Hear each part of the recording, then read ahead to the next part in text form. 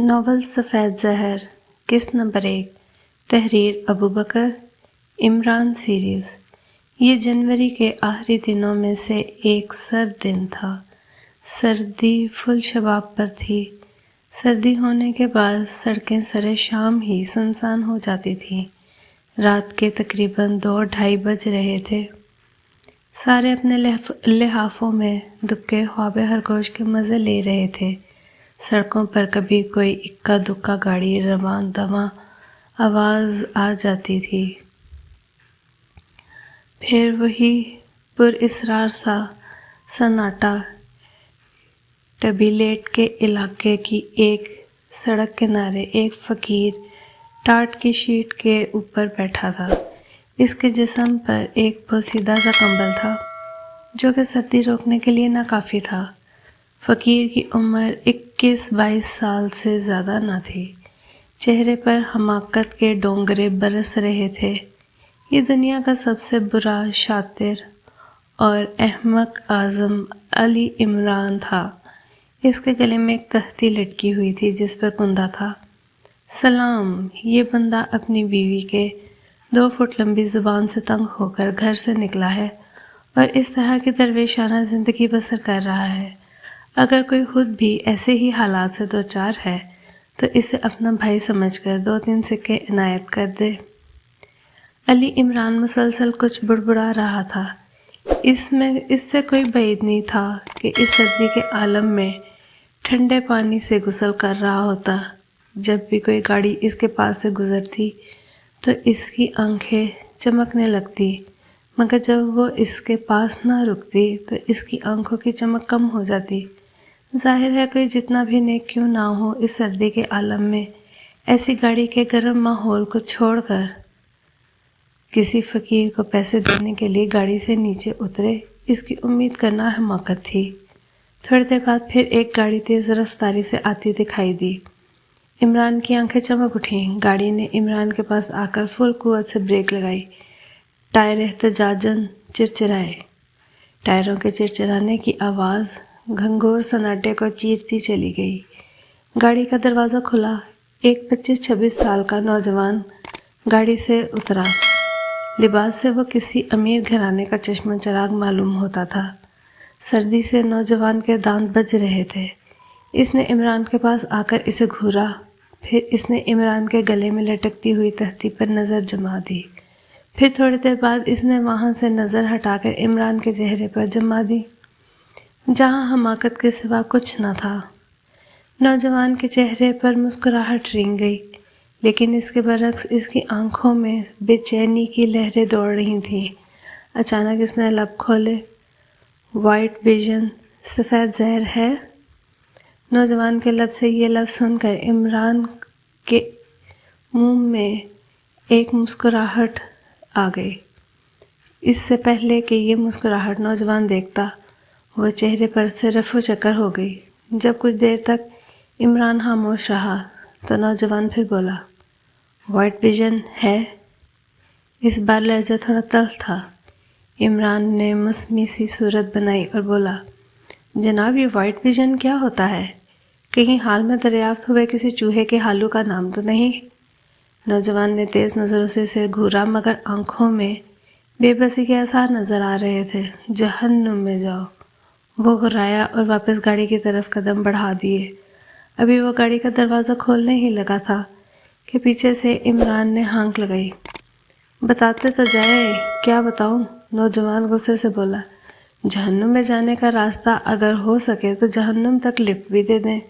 نوجوان نے مٹھیاں بھینچی، پھر سر جھٹک کر گاڑی کا دروازہ کھولا اور بیٹھ کر دروازہ زوردار آواز سے بند کر دیا۔ پھر گاڑی یہ جا وہ جا۔ جیسے ہی گاڑی تھوڑی دور گئی، پیچھے سے ایک اور گاڑی نکلی، اس گاڑی کے پیچھے روانہ ہو گئی۔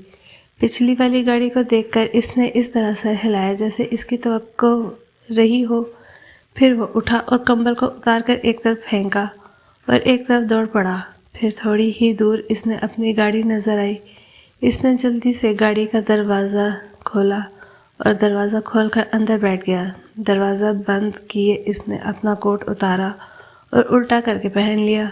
پھر اس نے گاڑی سٹارٹ کی، اسے سڑک پر ڈال دیا۔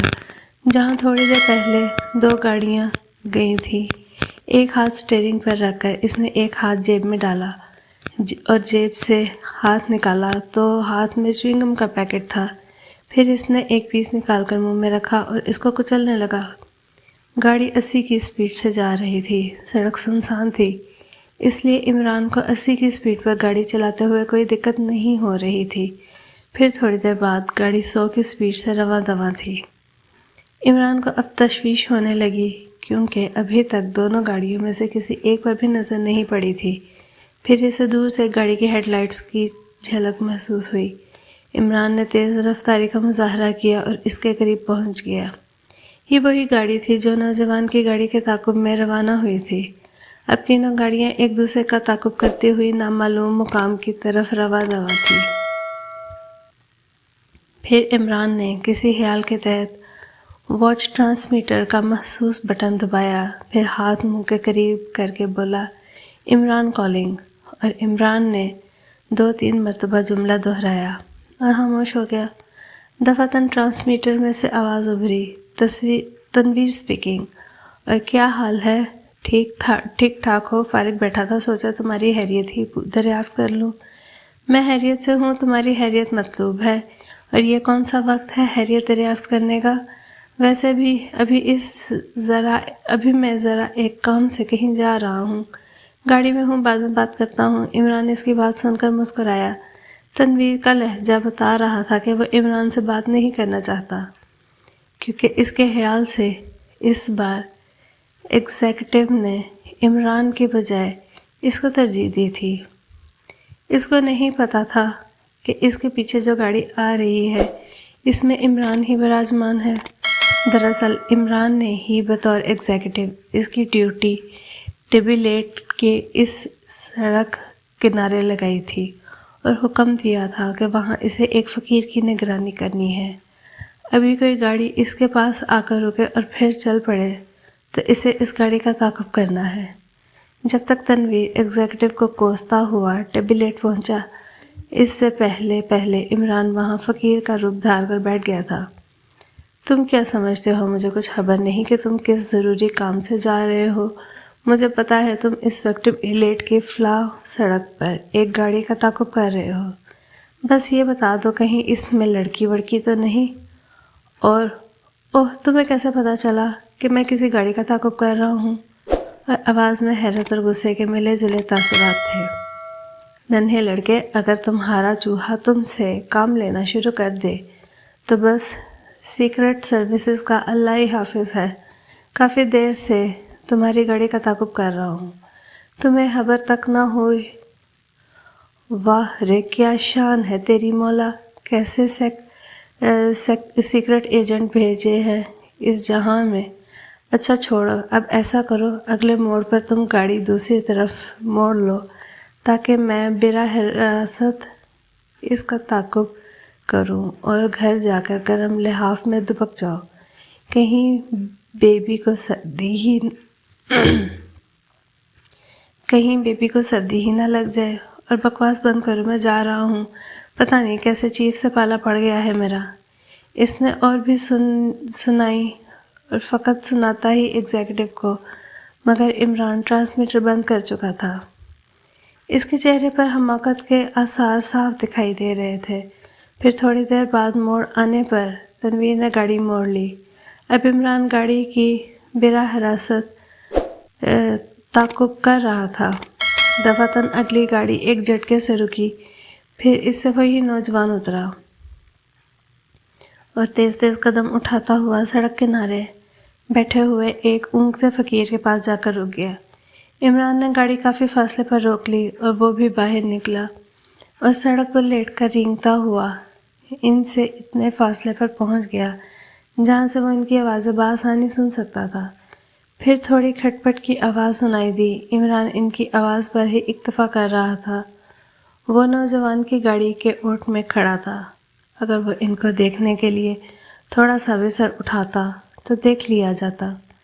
ظاہر ہے دیکھ لیے جانے کی صورت میں اس کا یہ سارا ڈرامہ کرنے کا مقصد ہی فوت ہو جاتا۔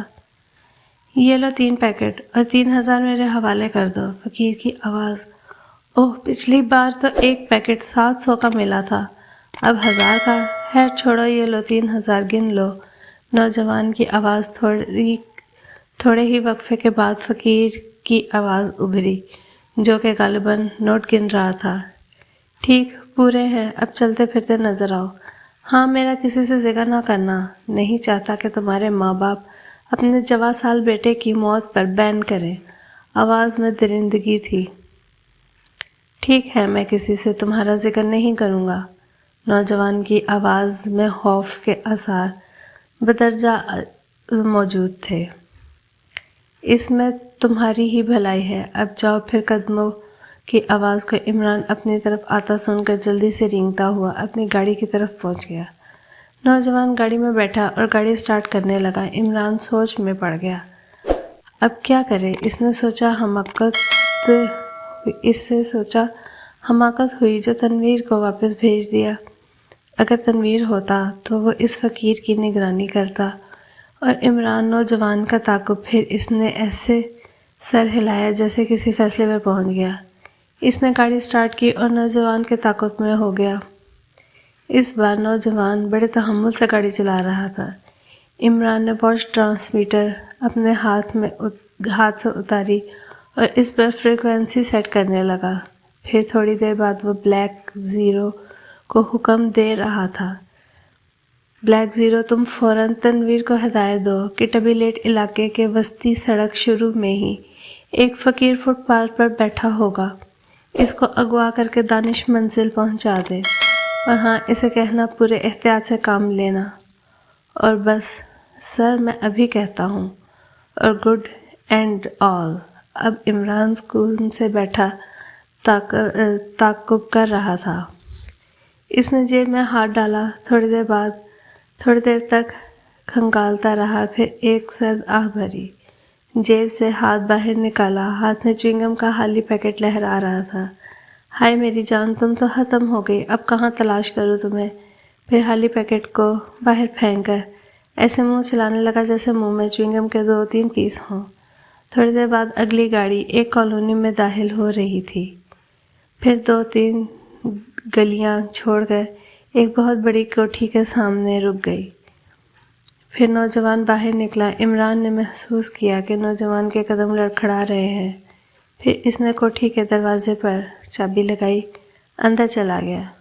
پھر 5 منٹ بعد ایک ملازم ٹائپ آدمی آنکھیں ملتا ہوا باہر نکلا۔ اس کے چہرے پر برہمی کے آثار تھے۔ اس نے کوٹھی کا دروازہ پورا کھول دیا۔